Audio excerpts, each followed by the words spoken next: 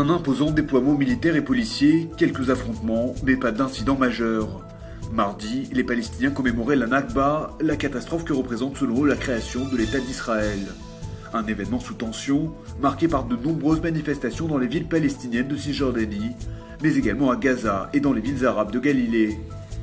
Des incidents ont notamment éclaté au checkpoint de Kalandia, près de Ramallah, mais aussi à proximité du caveau des patriarches à Hébron, où de jeunes Palestiniens s'en sont pris à coups de pierre aux forces de sécurité israéliennes.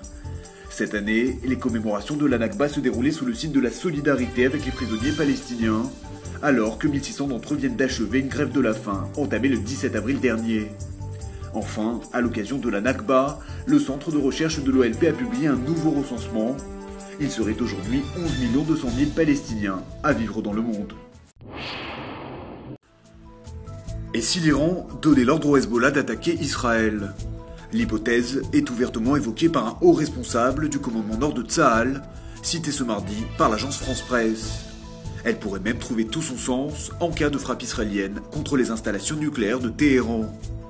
D'après les estimations de l'état-major israélien, une guerre contre le Hezbollah serait néanmoins bien moins longue que les 34 jours de conflit en 2006, lors de la dernière opposition militaire entre l'État hébreu et l'organisation chiite. Vendredi, depuis Beyrouth, le chef du Hezbollah, Hassan Nasrallah, a menacé de répondre à chaque tir contre la capitale libanaise en détruisant un immeuble de Tel Aviv. Reste que pour l'appareil sécuritaire israélien, le Hezbollah n'a pour l'instant aucun intérêt à entrer en guerre contre Israël, sauf si l'Iran le lui a ordonné. L'Iran vient d'exécuter par pendaison un homme présenté comme un agent du Mossad, les services de renseignement israéliens. Majid Jamali Fashi, 24 ans, avait été condamné à mort en août dernier pour le meurtre d'un scientifique iranien, spécialiste du nucléaire. Ali Mohammadi avait trouvé la mort 2 ans plus tôt, en janvier 2010, dans l'explosion d'une bombe fixée à une moto près de son domicile. L'affaire avait fait depuis grand bruit en Iran. Peu de temps avant son procès, Majid Jamali Fashi était apparu dans une interview confession frôlant la mise en scène, dans laquelle il reconnaissait alors avoir été recruté par le Mossad. Il y raconte sa première convocation à Istanbul, ses séjours furtifs en Azerbaïdjan et en Thaïlande, sous couvert de compétitions sportives, puis son passage à Tel Aviv 1 an plus tard, où il prétend avoir appris à manier des explosifs. Golan Telecom. Ce nouvel opérateur de téléphone portable inonde le marché israélien depuis mardi matin, avec à sa tête Michael Bokobza, l'ancien directeur de Free. Son objectif, révolutionner le marché du téléphone mobile en Israël, et pour y parvenir, il propose une offre écrasant la concurrence, avec un forfait illimité de 99 shekels, soit l'équivalent de 20 € par mois. L'offre comprend également des appels gratuits vers près de 29 pays à travers le monde.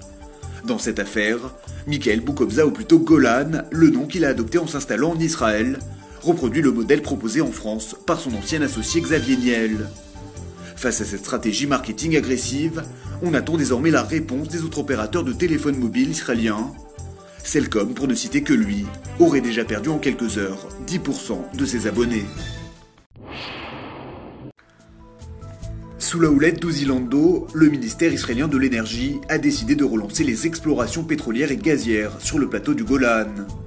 La décision, gardée secrète par le cabinet israélien, a été rendue publique ce mardi par le quotidien Yediot Aharonot. Elle pourrait avoir des répercussions graves sur les relations avec la Syrie, Damas contestant la souveraineté d'Israël sur le plateau du Golan. Après avoir été conquis en 1967 lors de la guerre des 6 jours, ce territoire avait été finalement annexé en 1981. Dans le passé, les tentatives israéliennes d'explorer les éventuelles réserves de pétrole sur le Golan avaient suscité de vives condamnations syriennes. Les craintes sont cette fois-ci liées aux troubles qui fragilisent le pays depuis maintenant 13 mois et qui pourraient pousser le régime de Bachar el-Assad à s'en prendre à Israël.